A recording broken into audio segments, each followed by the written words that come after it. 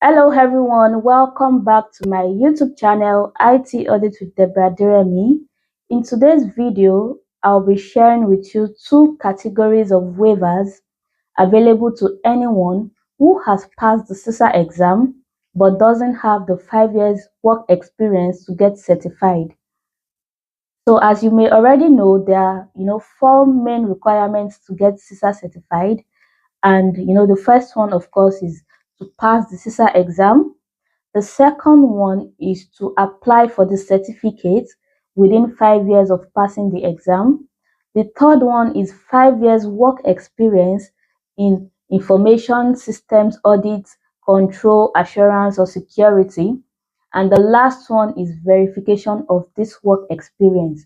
So basically in this video, I'm here to let you know that you can actually get certified, CISA certified, without having 5 years work experience in information systems audit or related work.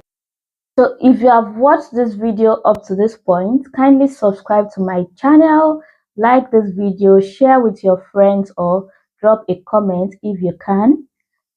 So moving on to the first category of waiver available to anyone who have passed the CISA exam but doesn't have the 5-year work experience.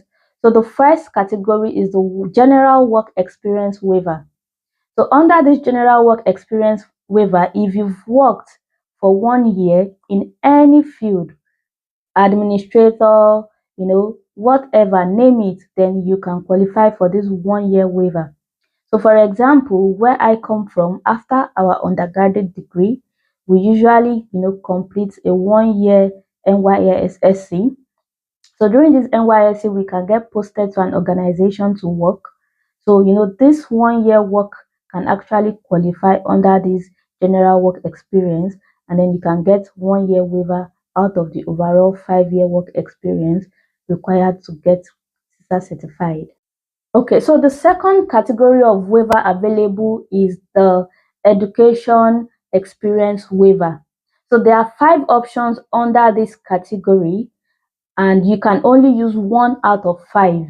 So you have to maybe use the one that will give you the maximum number of years of waiver under this category. So the first one is the first option is if you've completed any course, maybe by CISA mainly, for example, the IT Fundamentals Audit course or the CCAK course, that's the Certified Cloud Auditing Knowledge course by CISA, then you can qualify for 1-year waiver. So that's the first option. The second option is if you have a bachelor's degree or master's degree from any field, any.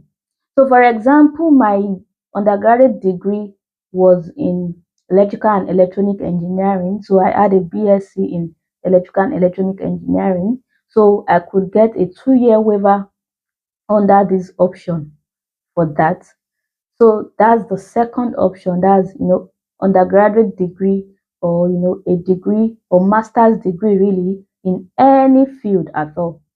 So the third option is if you have a master's degree in information systems related education. So maybe MSc in computer science, MSc in information systems. So for this, you can get a 3 years waiver under education experience waiver. The fourth option is for those who have like the CIMA certificate. So that's, I think, Chartered Institute of Management Accountant. So anyone with that certificate qualifies for a 2 years waiver. And then the last option, which is the fifth option, is for those who are ACCA members. So anyone who is an ACCA member qualifies for 2 years waiver under the education experience waiver. So in summary, you can combine 1-year experience from the general work experience waiver plus any of the 5 options under the education experience waiver to get waivers from the 5-year work experience required to get CISA certified. So if I will add it all up, the maximum waivers you can get is 4 years experience. So 1 year from general work experience, and for anyone who has a master's degree in maybe information systems, then they can get 4 years waiver from the 5 years work experience in information systems audit, security control, etc., to get CISA certified. So even after all the waivers that I've discussed, if you still feel that you've not met some of these criteria and you need to wait for some time before you can get CISA certified after passing your exam, you can actually get the CISA associate designation. So on the 10th of July 2025, ISACA came out with a press release on how people who have passed the CISA exam but can't get certified, how they can actually get this designation.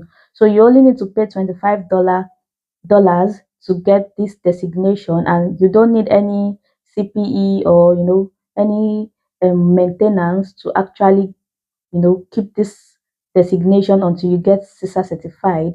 So I think you only need to maybe continue paying your membership fee to be an ISACA member. But then the designation actually just shows that you've passed your CISA exam, but you are just waiting to meet the requirement to get CISA certified. So that's one other option that you can opt for if you need to wait to meet some of these criteria to get CISA certified. I hope this video has been helpful. I've shared two waivers, basically the general work experience waiver and the education experience waiver, that you can actually use to get CISA certified before you have your 5 year work experience in information systems audit. And thank you so much for your time. If you like this video, kindly subscribe to my channel. You can also share with your friends, and then I will see you in my next video.